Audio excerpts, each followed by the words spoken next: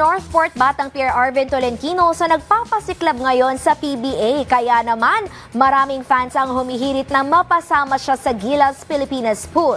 Yan ang sentro ng balita ni Rafael Bandayren. Patuloy ang pamamayagpag ni Arvin Tolentino para sa Northport Batang Pier.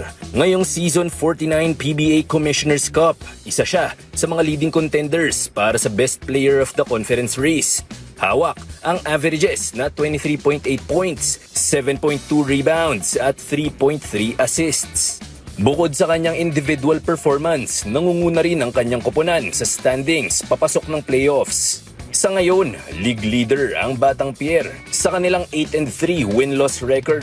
At walang duda na isa si Tolentino sa mga malaking dahilan kung bakit nila naabot ang kartadang ito.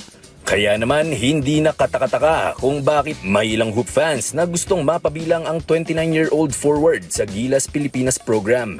Ayon kay Arvin, sa ngayon ay hindi pa siya nakakatanggap ng tawag mula sa national team. Ngunit handa siyang tumugon sa tungkulin kung sakaling tapikin siya para irepresenta ang Pilipinas sa international stage.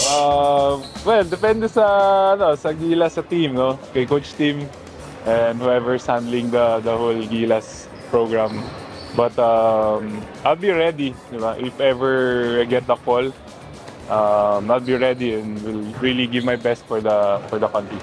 Dati nang napasama si Tolentino sa pambansang koponan kung saan isa siya sa mga tumulong sa Gilas upang muling maibalik ang gintong medalya sa Pilipinas sa 32nd Southeast Asian Games at maputol ang 6 na dekadang pagkakauhaw ng bansa sa Asian Games Gold Medal. Ngayong si Tim Cone na ang head coach ng national team, marami ang umaasa na muling makapagsusuot ng Gilas jersey si Tolentino, lalo na't meron na silang pinagsamahan dahil naging player na ni Coach Tim si Arvin sa Barangay Ginebra bago ito lumipat sa Northport. Rafael Bandayren para sa Atletang Pilipino, para sa Bagong Pilipinas.